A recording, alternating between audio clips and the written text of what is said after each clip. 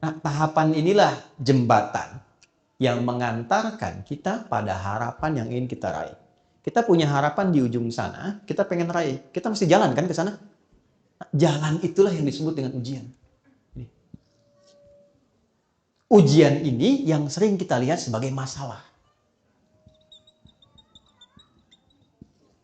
Kan kita ngerjain ujian bikin masalah kan? Masalah, solusi, gitu kan? Ya? Nah, jadi sesungguhnya ujian atau masalah ini diberikan oleh Allah kepada kita bukan ingin membuat hidup kita bermasalah, bukan.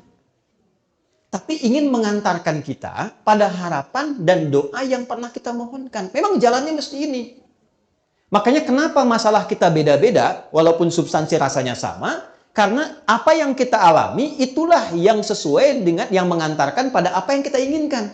Doa kita apa? Masalahnya Allah turunkan supaya mempercepat pengabulan pada apa yang kita mohonkan. Jelas sampai sini? Ya, jadi itu yang dimaksudkan. Tidak mungkin ada orang hidup itu tentang diuji, nggak mungkin. Nah, konsepsi ini ada di Quran surah kedua di ayat 155. Walanabluwannakum bisyai', dan aku pastikan setiap orang yang hidup pasti aku akan berikan ujian. Hidup sama dengan ujian. Hidup sama dengan masalah. Karena orang hidup pasti punya cita-cita, punya keinginan. Yang punya keinginan harus diwujudkan keinginannya lewat ujian. Maka hidup berbanding lurus dengan ujian. Artinya orang yang tidak ingin diuji tidak ingin hidup. Siapa yang tidak ingin punya masalah? Angkat tangan. Kan? Dibilang gak ingin, takut gak ingin hidup. Dibilang punya masalah, takut gak bisa ngatasin, kan? Oke, lihat dulu sini. Bisyai dengan berbagai macam. Minal khauf, khawatir, gelisah. Ini sudah mulai gelisah, jam berapa selesai gitu kan? Walju' mulai lapar. Wa naqsi minal amwal, sudah mulai ngitung ongkos, pulang gimana? Ya, wal anfus, ada yang sakit sampai yang wafat, ya kan? Ya, wat thamarat, yang hasil kerja kerasnya diambil orang lain. Ada yang begitu.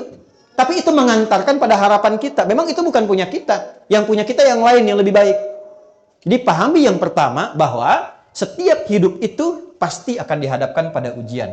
Nah, ujian ini itu pasti akan selaras dengan kadar doa yang kita mohonkan. Makanya ketika Anda sedang punya masalah, itu hasil dari doa Anda. Kayak jangan banyak berdoa. Itu hasil doa Anda yang minta Allah kasih. Ya kan? Jadi begitu Allah kasih, Anda malah bilang, ya Allah kenapa mesti saya? Kamu kan yang minta kemarin.